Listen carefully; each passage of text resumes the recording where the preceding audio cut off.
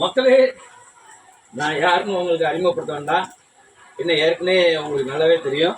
அனைவரும் எப்படி இருக்கீங்க? நல்லா இருக்கீங்கன்னு நம்புகிறேன்.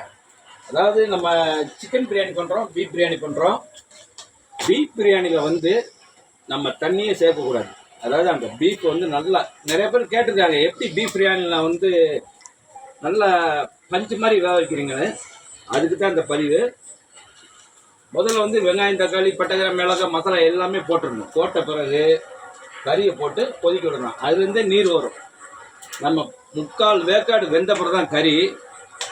நம்ம உலைக்கு வச்சுருக்க சுடுதண்ணி எடுத்து இந்த மசாலா ஊற்றணும். அவ்வளோதான் மேட்ரு. நம்ம குக்கரில் வேக வைக்கிறதுலாம் கிடையாது. அடுப்புலேயே வேகணும். அடுப்புலேயே வெந்தால் தான் நல்லா ஜூஸியாக இருக்கும். பீஃப் நல்லா மசாலா இறங்கி நல்லா சூப்பராக இருக்கும். சாப்பிட அவ்வளோ டேஸ்ட்டாக இருக்கும். பீஃபை காட்டுங்க, மசாலா காட்டுங்க. நம்ம ஆல்ரெடி தண்ணி இன்னும் சேர்க்கலை. தண்ணி சேர்க்காமலே இவ்வளோ தண்ணி சேர்ந்துருக்கு.